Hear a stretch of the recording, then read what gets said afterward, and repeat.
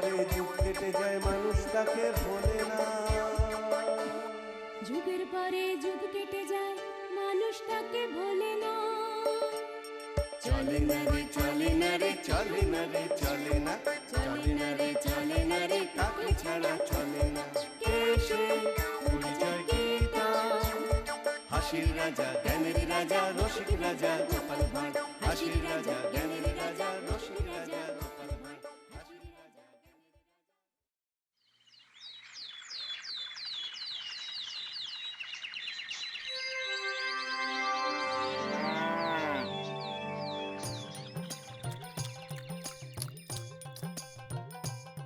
আম্বা আম্বা আম্বা। বলি সকাল সকাল হঠাৎ গরু সাজার সাজ জাগলো যে। আসলে গিন্নি, এই লাউ শাক দিয়ে তুমি যে পদটা বানিয়েছো না, খেতে অমৃত মনে হচ্ছে। মাছ মাংস কিচ্ছু চাই না গিন্নি, শাক পাতা খেয়েই গরুর মতন জীবন কাটিয়ে দেবো। আম্বা আম্বা। এ থাক, আর মস্করা করতে হবে না। এত যখন নোলা তখন বাজার করে আনলেই হয়। একদিনও তো দেখলাম না ভালো মন্দ আনতে বাজার থেকে, আর ওদিকে সবাই একের পর এক ভালো খাবার খেয়েই যাচ্ছে। তোমার তুলনা শুধু তুমিই গিন্নি। তুলনা না করে করবোটা কি? এখন তো অবস্থা ভালো হয়েছে, এখন আবার আস্তে আস্তে গিন্নি, আস্তে। কে কখন শুনে ফেলবে? আর অবস্থা ভালো হয়েছে মানে কি ঢাক ঢোল পিটিয়ে বাজারঘাট ঘর বাড়ি তুলে সবাইকে জানাতে হবে? মানুষের নজর নিয়ে তোমার তো চিন্তাই নেই গিন্নি। বাবা বাবা বাবা বাবা বাবা বাবা চলে এসেছি টুকি। বাবা কেমন আছো? খবর পেলাম কৃষ্ণনগরে আপনার নাম ডাক নাকি বিশাল বেড়েছে, তাই তো ছুটে এলাম। নাম ডাক শুনে যে ছুটে আসুনি সে তো আমি ভালোই বুঝতে পারছি। ভেবেছিলাম দুটো টাকা জমিয়ে একটু শহরে ঘুরে আসব, তার হয়ে উঠলো না বোধহয়। এসে যখন পড়েইছো তখন থেকেই যাও কটা দিন। শুনলাম নাকি বাবা দুটো গরু কিনেছে আর গোটা কৃষ্ণনগর দুধ নিচ্ছে বাবার কাছ থেকে। হ্যাঁ রে, এই ভোলা ময়রার স্ত্রী অসুস্থ হওয়ায় অনেকগুলো টাকা দরকার পড়ে গেল। আর ভগবানের দয়ায় এলো তোর বাবার কাছে। কতবার বললো ধার নিতে, কিন্তু শুনতেই চাইলো না রে।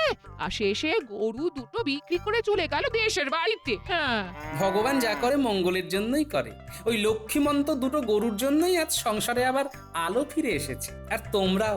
হ্যাঁ এবার এসেছি যখন ভালো মন্দ খুব খেয়ে যাব। হ্যাঁ হ্যাঁ বাবা, তার বলতে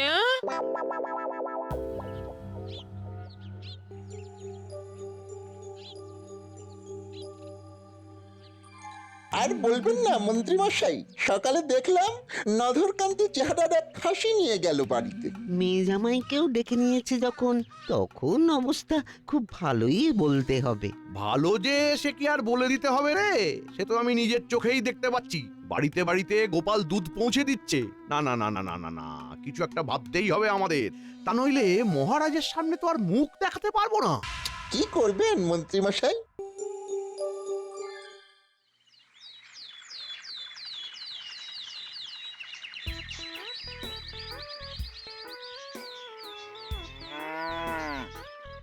কি হলো হে, হঠাৎ গরু নিয়ে সকাল সকাল? কি আমার সাথে গরুর আলাপ পরিচয় করাতে নিয়ে এলে নাকি?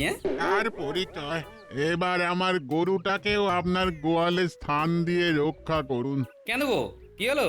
আপনার গরুর দুধের স্বাদ পেয়ে তো আমার গরুর দুধ কেউ নিতেই চাইছে না। দুধের তো আর এমনি এমনি স্বাদ হয় না। গরুর যত্ন না নিলে হবে কি করে? খড় খাওয়াতে হবে, ঘাস খাওয়াতে হবে। সে ক্ষমতা কি আমার আছে গোপাল? আপনি আমার এই গরুটার একটা ব্যবস্থা করে দিন।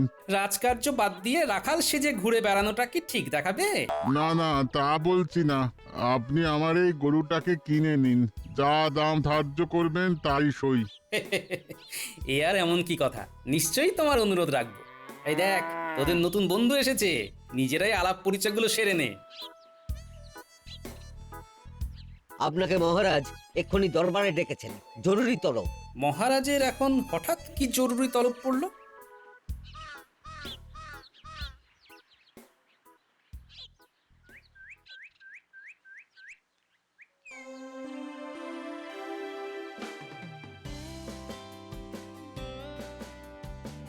মহারাজ, কিসের এত আয়োজন? সে কি, তুমি জানো না 7 দিন বাদে যে মহারানীর জন্মদিন বিশাল করে পালন হবে। সেদিন বাইরে থেকে সব রাজা মহারাজারা আসছেন। কৃষ্ণনগর সাজিয়ে ফেলতে হবে নতুন করে। তাই নাকি? এ তো খুবই আনন্দের কথা মহারাজ। দাঁড়া, তোমার এত আনন্দ বার করছি গোপাল। মুর্শিদাবাদ থেকে রাঁধুনি আসছে রাজপদ রন্ধনের জন্য। সেই রাধুনির পায়েস নাকি অমৃত। আমি তো সেই শুনে থেকে আর থাকতেই পারছি না লোভে। সেদিন কিন্তু তোমার গরুর খাঁটি দুধ সকাল সকাল পৌঁছে দেবে এখানে। তার বলতে মহারাজ, এই বিষয়ে আপনি বিন্দুমাত্র চিন্তা করবেন না। চিন্তা তো এবার তুমি করবে গোপাল। দেখি দেখি কেমন সামলাও তোমার গরুকে।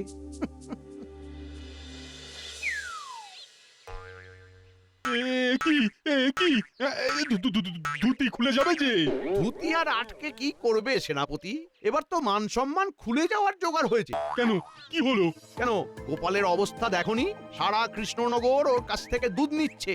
সবাই বসে থাকছে গোপালের আশায়। তার মধ্যে রানীমার জন্মদিনে এত দুধ যদি আসে, তাহলে তার অর্থটা বুঝতে পারছো? হ্যাঁ, ওর সম্পত্তি কোথায় চলে যাবে? আমাদের তো আর মান সম্মান থাকবে না এই রাজ্যে।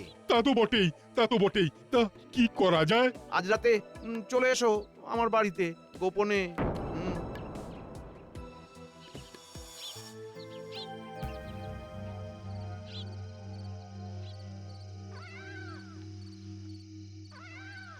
না না না না না না, এইভাবে চলতে পারে না, এইভাবে চলতে পারে না। রাজ দরবারের সমস্ত দুধ যদি গোপালের গরুর থেকে আসে, তাহলে ওর আর্থিক উন্নতির কথা ভাবতে পারছো একবার? সেই কথা ভেবে ভেবেই তো আমার ঘুম হচ্ছে না মন্ত্রী মশাই। এইভাবে চলতে থাকলে তো গোপালের ওই দুমহলা বাড়ি বানানো শুধু সময়ের অপেক্ষা। আমার মাথায় একটা বুদ্ধি এসেছে। বটা আর ঘটা যদি সাবধানে কাজটা উতরে দিতে পারে, তাহলে এই সোনায় ভরিয়ে দেব তোদের। কি কাজ মন্ত্রী মশাই? কি কাজ? আপনার জন্য জীবন দিতেও প্রস্তুত। কথায় না বড় হয়ে এবার একটু কাজে বড় হয়ে দেখাও দেখি। কি করতে হবে আমাদের মন্ত্রী মশাই? এ আর এমন কি কাজ, আজ রাতেই আমরা করে ফেলছি।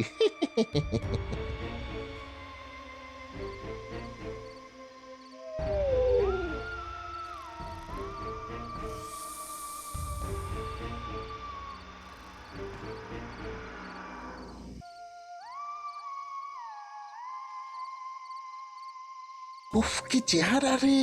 এ গরুর দুধের স্বাদ হবে না তো কার হবে? কিন্তু মন্ত্রী মশাই তো বলেছিল 2টো গরুর কথা। আর একটা গরু এলো কোথা থেকে? ভালোই হয়েছে, মন্ত্রী মশাইকে 2টো গরু দিয়ে একটা আমরা রেখে দেব নিজেদের কাছে। সোনা তো পাবোই, তার সাথেই একটা গরুর দুধ বিক্রি করেই বাকি জীবনটা আরামে কাটিয়ে দেব। হি হি। দারুণ দারুণ বুদ্ধি। এই এই চল চল তাহলে শুরু করা যাক।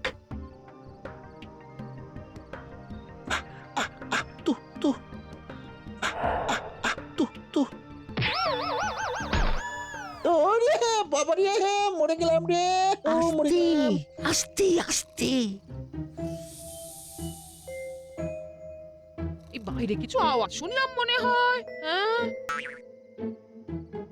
লণ্ঠনের আলোটা জ্বালাও তো গিন্নি।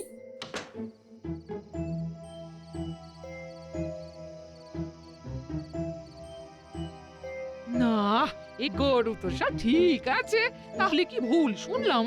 ভুল কিছুই শুনিনি গিন্নি। ওই দেখো, দরজা খোলা, নিশ্চয়ই চোর এসেছিল। ঠিক আছে, সকালেই দেখা যাবে সব।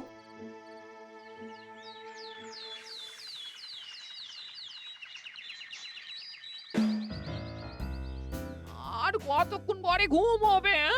দাঁড়িয়ে দাঁড়িয়ে ঘুমোতে তো কাউকে খুব একটা দেখিনি, তাই পড়ে পড়েই ঘুমাই। মুখে মুখে কথা না বলে বাইরে গিয়ে দেখো কাল রাতে কি হয়েছিল। বাড়ি থেকে কিছু খোয়া গেছে কি? তোমার ঘুম বাদে সবকিছুই তো ঠিক আছে দেখছি। তাহলে তো আর দুঃখ করে লাভ নেই গিন্নি। যাও, সকালের জল খাবার দাও।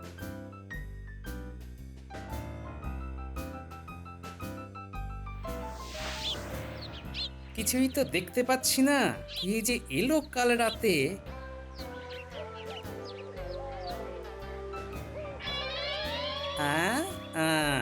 এ যে দেখছি বটার পাগড়ি। আচ্ছা, মন্ত্রীমশাই তাহলে ইতিমধ্যেই আমার পেছনে লেগে গেছে, হ্যাঁ? দেখি কার ঘাড়ে কত দম।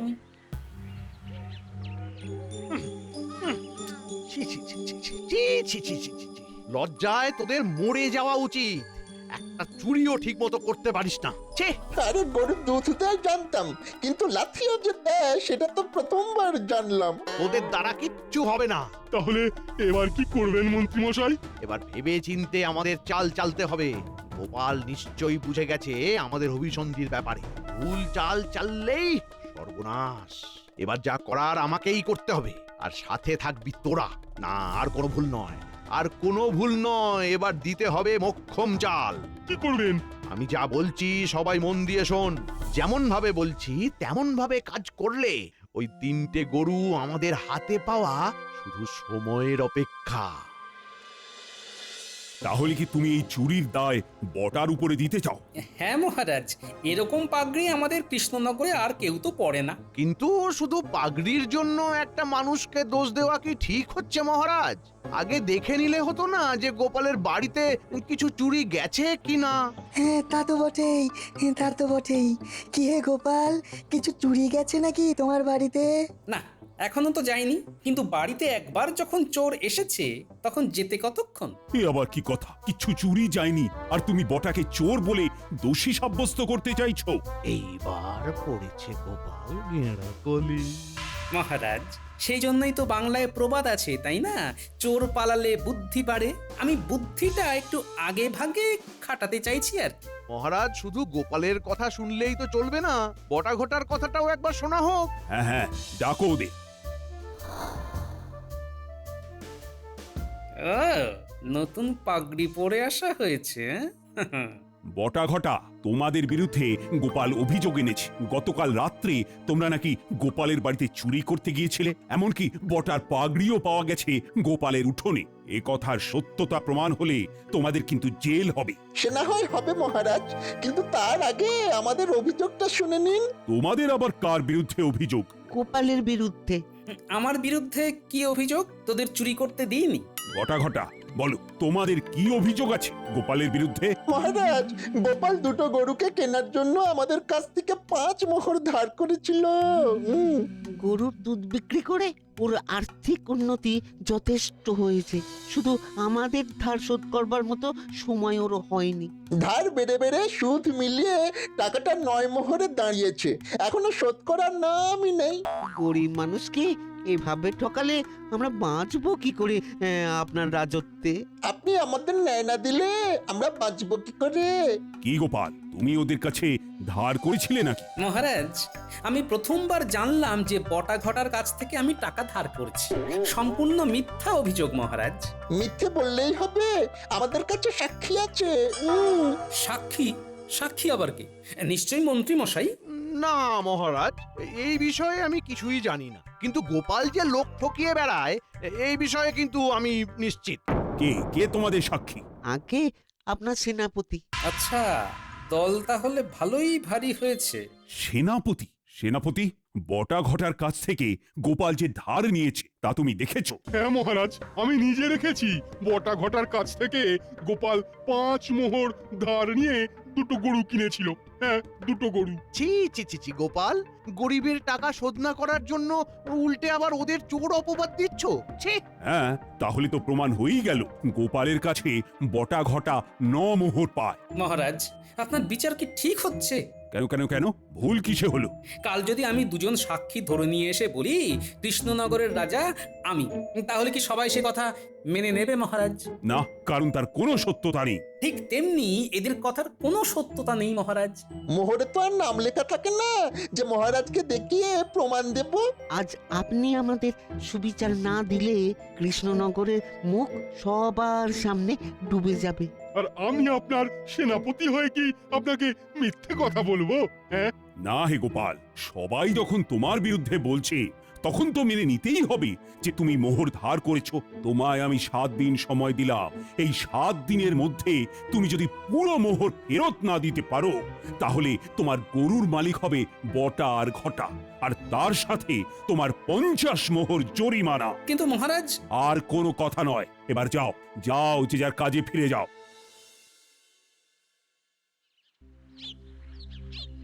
এবার কি করবে? সেটাই তো বুঝতে পারছি না গিন্নি। বলছি গরুগুলো বিক্রি করে দেবে? হ্যাঁ? গরুগুলো বিক্রি করে দিলেও তো 50 মোহর আয় হবে না। তাহলে তাহলে আর কি, বিষেই করতে হবে বিষক্ষয়। ওই বটা ঘটা গরু পেলে তো দুধের দাম চড়িয়ে যাবে 1000 গুণ। তা আমরা সাক্ষী দিতে পারি না? তোমাদের কথা মানবে কেন মহারাজ? আর সবাই জানে তোমরা আমার কাছের লোক। তাহলে কি সাক্ষী দেওয়ার মতন কেউ নেই গোপাল? মন্ত্রী সেনাপতি ওদের দলে, মহারাজ ওদের বাদ দিয়ে কি কারো কথা শুনবেন? কিছু একটা উপায় তো থাকবে। উপায় একটাই, বড় কোনো সাক্ষী জোগাড় করতে হবে। কে কে সাক্ষী কে? এই দুর্দিনে তুমি হাসছো? হ্যাঁ? হাসছি কি আর এমনি এমনি গিন্নি, এমন এক উপায় পেয়েছি সবাইকে একেবারে ফাঁদে ফেলে ছাড়বো।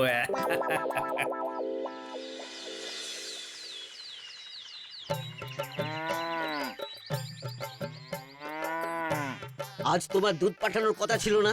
সকাল সকাল ওই মুর্শিদাবাদ থেকে তো রাধুনি চলে এসেছে, আমন্ত্রিতরাও আসতে শুরু করেছে। আর এক্ষুনি দুধ না পাঠালে রাজা তোমার গর্দান নেবে। রাজার আদেশ কি অমান্য করতে পারি? আমাকে একটু সময় দাও, আমি খাঁটি দুধ পৌঁছে দিচ্ছি খানিকক্ষণের মধ্যে। না না না না, আমি এখানেই থাকছি। রাজা আমায় আদেশ দিয়েছেন একেবারে ওই দুধ সমেত তোমায় নিয়ে ফিরতে। তাহলে তো সর্বনাশ কাণ্ড, আমার সাথে তোমারও গর্দান যাবে দেখছি। কেন? কারণ আমার গরুরা অন্য কারোর সঙ্গে দুধ দেন। এমন কথা তো জীবনে প্রথমবার শুনলাম। এমন আবার হয় নাকি? হ্যাঁ, লজ্জা পায় বোধ হয়। তুমি চিন্তা করো না, আমি 1 ঘন্টার মধ্যেই দুধ নিয়ে হাজির হচ্ছি রাজার দরবারে। তোরা তৈরি হয়ে নে, আজ তোদের বড়দিন। গিন্নি, কয়েকটা বালতি তাড়াতাড়ি বাইরে পাঠাও তো, সবাইকে আজ তাক লাগিয়ে দেব। হ্যাঁ গো, এই গরুগুলো বাঁচানো যাবে না? সে তো জানি না, তবে তুমি 10 বালতি জল দিয়ে যাও। তুমি দুধে জল মেশাবে? হ্যাঁ? না না, জলে দুধ মেশাবো।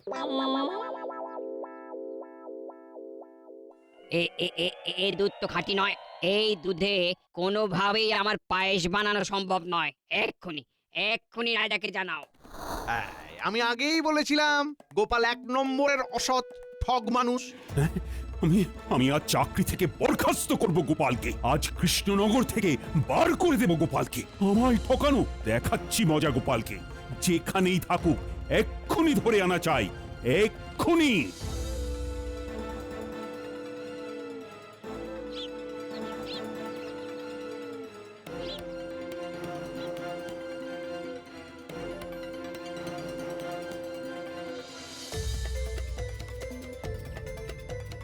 আরে বাস, গোপালকে ধরে নিয়ে যাচ্ছে, আমরাও মজা দেখবো। চল চল ঘটা, চল চল। ওহে প্রহরী, মহারাজ আমায় নিয়ে যেতে বলেছে। তোমরা এত জোরে হাঁটলে আমি তো পেছনে পড়ে যাব, তারপর আমার সাথে কিন্তু তোমাদেরও গর্দান যাবে। কি আপনার ভয় লাগছে না? মহারাজ কি ভূত নাকি যে ভয় লাগবে? ধীরে ধীরে চলো, ধীরে ধীরে। তাড়াতাড়ি হাঁটলে আমার আবার খিদে পেয়ে যায়। গোপাল, তোমার এত বড় সাহস!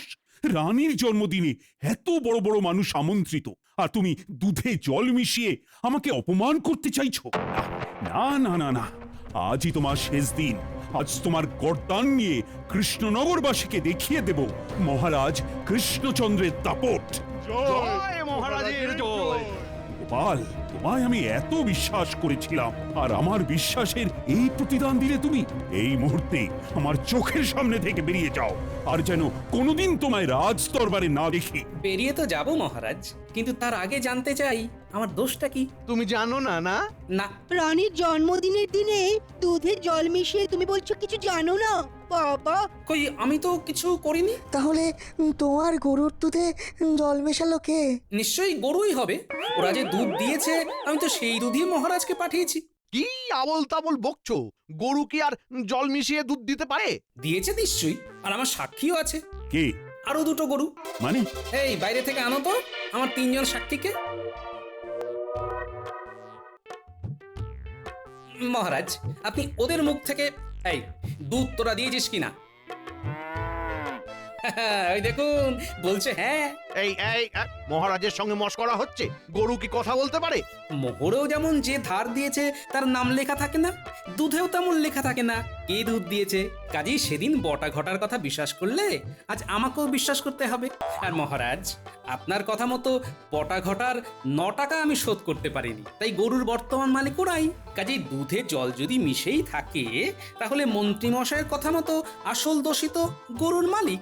এবার বলুন মহারাজ, কি আপনার সিদ্ধান্ত? বটা ঘটার গর্দান নেবেন নাকি কৃষ্ণনগর থেকে বার করে দেবেন? দেখবেন মহারাজ, সবাই কিন্তু আপনার ন্যায়ের আশায় বসে আছে। গোপালের কথা তো ভুল নয়, ডাকা হোক বটা আর ঘটাকে। মহারাজ, আমার একটা কথা আছে। গরুর মালিক আমরা নই, গরুর মালিক আসলে এই গোপালই। আর গরু কেনার জন্য গোপাল আমাদের কাছে কোনো টাকাই ধার নেয়নি।